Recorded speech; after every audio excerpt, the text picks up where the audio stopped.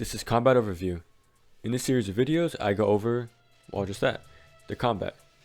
To be a visual manual in a way, and give a more in-depth look into what a game has to offer.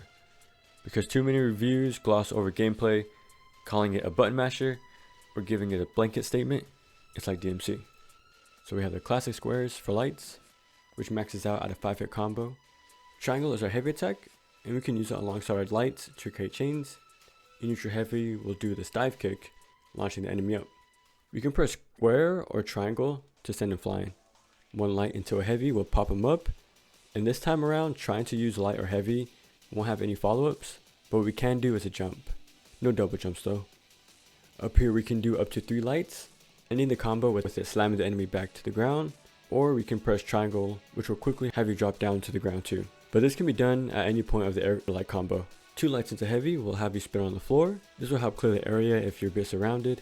3 lights into heavy will send them flying, and it can be upgraded to do another one. 4 lights into heavy will do this rushing pummel.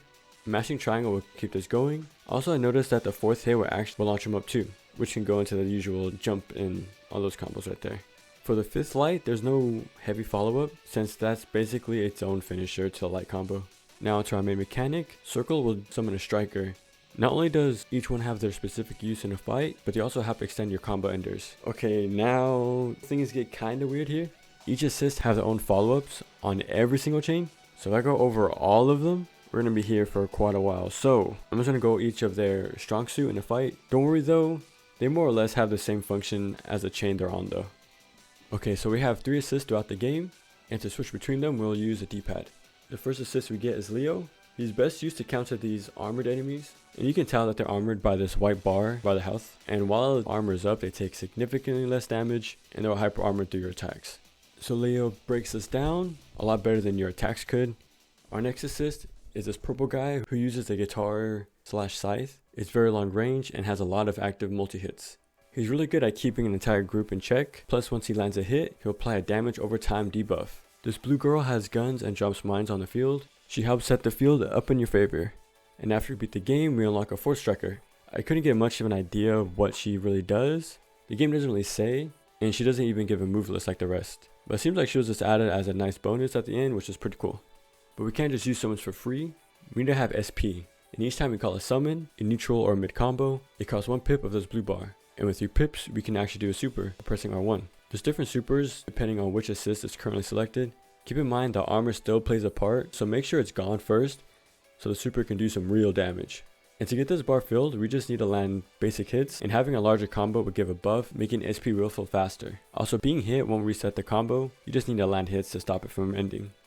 The assist won't directly refill SP though. Instead, their text fills up another bar that our text can't fill. And I gotta say, this HUD is definitely one of my more recent favorites. A quick breakdown of this HUD. Again, the blue bar is our SP, the green is our health, and the nice piece on top brings it all together is our D arms, or DT basically. So our summons attacks will fill this up. Once it's ready to go, it turns gold, and an extra little tell is this pink flick. It'll help catch your eye if you're a little too much in the mix. To activate, you press L1 and R1.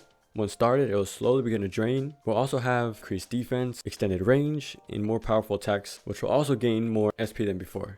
If we press L1 and R1 again, we'll do an extra more powerful super with each summon. This attack will end our D arms immediately after it's done, so I just usually save it right before it ends. We can't block in this game, but with R2 we can dodge. And if we time it just right, we'll do a just dodge. This will slow down time for a bit, and it will also refill 3 pips of SP. Thing is, once the slowdown ends, it goes into a cooldown. You can still dodge just fine, but we can't get that slowdown effect or the SP bonus until the cooldowns reset. It can be upgraded though to lower the cooldown and extend its effect. While we're here, you can upgrade health, attack, your moveset, which will open up more of your combos. We can also upgrade our assists so they can do more damage and increase how fast they refill our D arms. You get these skill points for completing a mission for the first time, finding collectibles, or mission ranked rewards. And to go along with all this, there's even an S-Link thing that they're going for, which is pretty neat. So the more you play with your assists and missions, they'll level up their connection with you. This will unlock a little hangout event, and afterwards we'll get a mission where it'll just be me and that one summon. And afterwards they'll unlock a new attack. Pretty cool loop honestly. Back-to-back fights, defeat a boss, unlock an assist. Next stage, just spent labbing them out, and by the time we get our next assist, our last one is leveling up and ready to get a new move. The game starts pretty bare, but it quickly gets the ball rolling, and then it's over. Yeah, it's a pretty short game, running me about 5 hours to beat, but to be fair, I did pass up on a few side quests. I could have aimed to get all S ranks, or even beat the stages on hard mode. There's definitely a good amount of stuff here, but to be honest, my gripe with the game are the summons, which sucks because they're the main mechanic here.